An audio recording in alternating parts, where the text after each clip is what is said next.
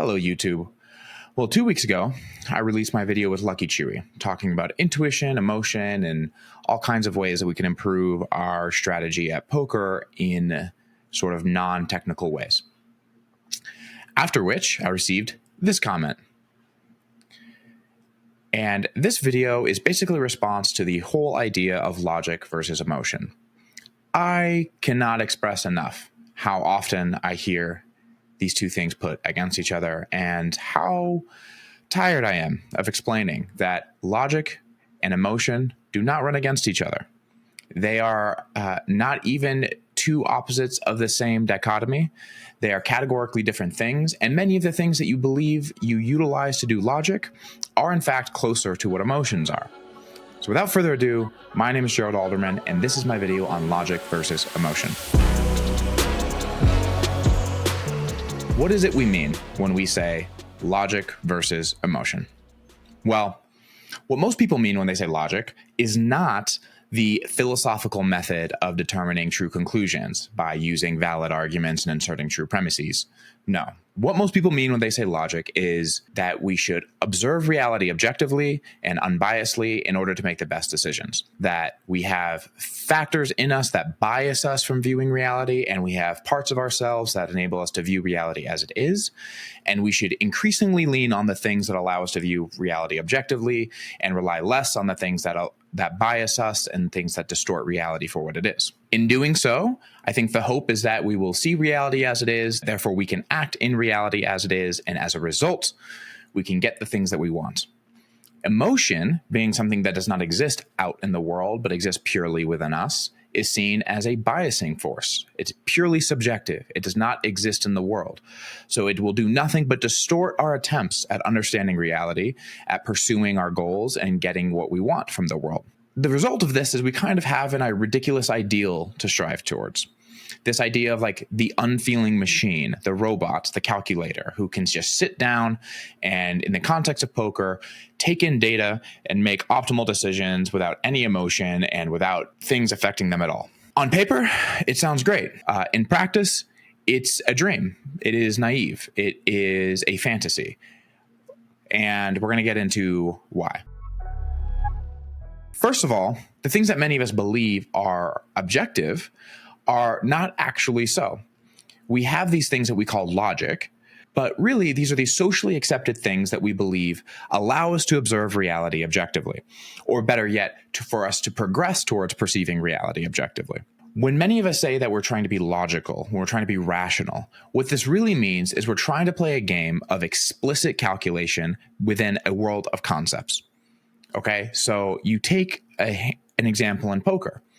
When I say, for example, I'm on the river in a 3-bet pot, I have just listed a vast array of concepts. River, 3-bet pot, I'm on it, whatever that means. And we believe that in some way that our concepts and our language represent reality objectively, that it represent it as it is. And if we have some concept that fails to represent reality as it is, the solution to that is a more precise concept that captures reality as what we're trying to say. So within things like poker, we get increasingly precise language around how to describe the situations that we're in. And if we're to be logical by the viewpoint of this, then we will just get more precise and we'll have more concepts and more words to describe all the things that we need to know. Here's the problem with this. Concepts are not meant to understand the world. They are meant to apprehend the world, to act on it. We have evolved concepts in order to cut the world into nice little pieces so that we can reliably predict what things we can use to do what tasks.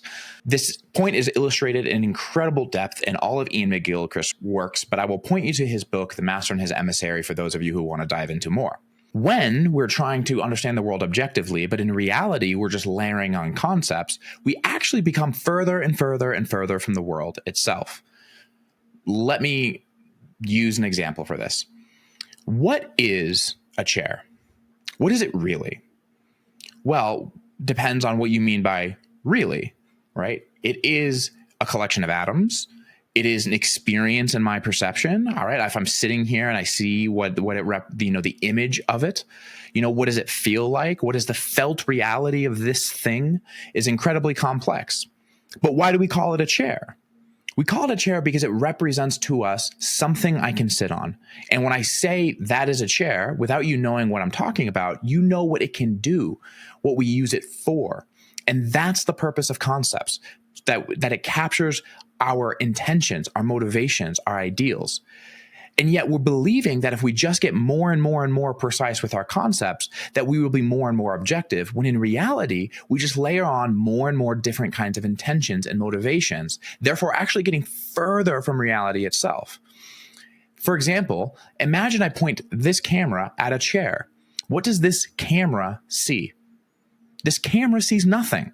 It collects data, and then we look at that data, and then we describe what we're seeing. But the camera itself doesn't perceive reality. It just ups data without any frame around how to make sense of the data is nothing. It's empty meaning. So whenever we're using concepts, you cannot escape your intentions, your motivations. All of your concepts are made to cut the world down. And when you get more precise, funny enough, you actually get less accurate. Precision and accuracy in the world of perception run against each other. We believe these words are the same thing, but I can illustrate this with a funny story. There's a story of a man who worked at a museum. He walked by a tour guide giving a tour, and the tour guide says, "Look at this dinosaur. It's 15,000,006 years old." The man says to the tour guide, "How do you know it's 15,006 years old?" And the tour guide says, "Well, when I started working here, it was 15 million years old, and I've worked here for 6 years. So now it must be 15,006. This is a more precise answer. We've gotten more precision, but we've gotten less accuracy out of the answer. It is less accurate to say it is 15,006. And so just because we can become more precise with our language and we can extract something, distill something down to a more precise use case, that does not mean we understand what that thing is itself. And this is not a problem. We've invented this dichotomy where we need to view the world objectively. But the truth is, how do we want to navigate in the world? We don't want to navigate in the world objectively and unbiasedly, because how do we know what to do?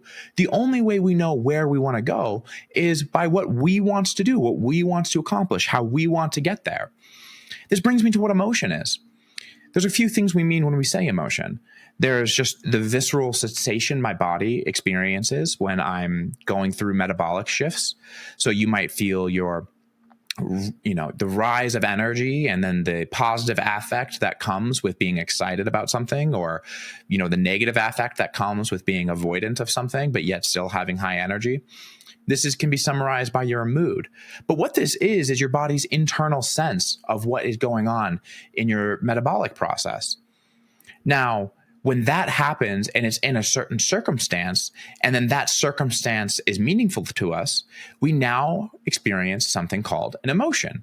Lisa Feldman Barrett, How Emotions Are Made, breaks this down incredibly well in her book, which I'll refer you all to. But to speak simply about this, if I'm in a situation where my metabolism is preparing me for action, and I'm in a situation where I'm facing an obstacle, and my desire, my intention is to overcome that obstacle, then you categorize this all as the experience of anger. But in the same way that I've created a category, a concept of this situation so that I can make sense of it and use this experience to some end, the experience of anger is no different than any other concept you use. When I say something is a 3-bet pot, I've described a situation for a particular end, so to understand it in some particular way. The experience of anger is no different than your mind conceptually rendering what it means to be in a 3-bet pot. So to draw a distinction across these things as though one is objective and one is not is insane. Not to mention that there's a really useful article that, again, I will post in the description below, entitled "All Thinking is Wishful Thinking." Now, what does this mean? Well, all of our thinking is conceptual. Language is conceptual. The images we use is conceptual. The kind of categorical ways we think of things is conceptual. And so all of our thoughts are conceptual representations of things. And all of our concepts are purely based on how we can use something, our intention. So you actually can't render or experience thought without it being driven by whatever your goal is, whatever your orientation toward that thing is. And if it is your goal, your desires, your motivations that are framing your thoughts, objectivity is a dream. It is a fantasy. It is something you will never experience in the realm of thought. Thought will always be inseparable from whatever your goals are. So, is perception of objective reality possible? In my experience, it is. Is it desirable in any of the contexts we're talking about? No. What really matters to us is, what do we want? And how do we get there? And how do we navigate the space to get there? Now, is it useful to see that our concepts are themselves not reality? Of course.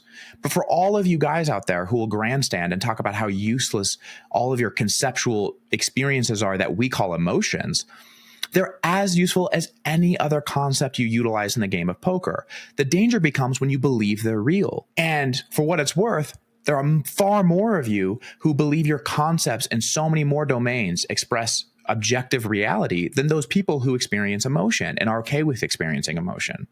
In terms of performing well at the poker table, what are we to do? The goal to try to be objective is meaningless. We don't want to be objective. We want to understand, what are my desires? What are my goals? Where do I want to end up?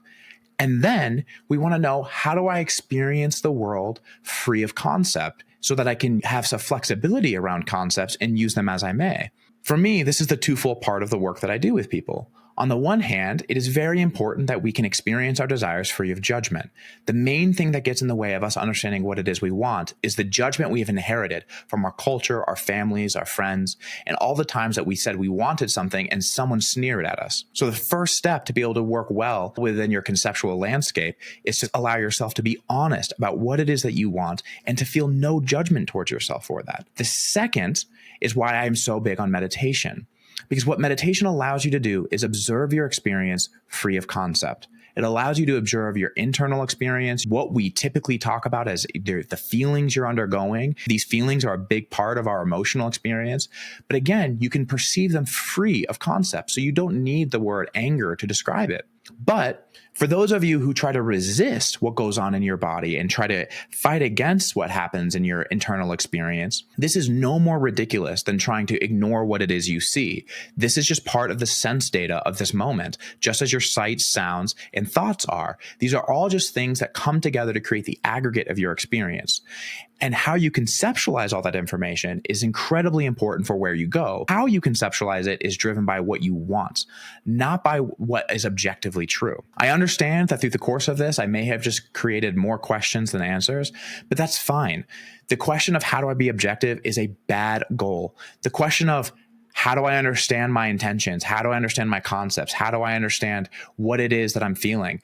These are all far more useful questions for you. And even though they may be far more confusing, they're actually going to get you in the direction that you want. So stop trying to be objective and start trying to understand yourself. If you have more questions about this, I do donation-based sessions every week on Fridays, and you can book those for whatever you can afford on my website, geraldalderman.com. I'll see you guys next time.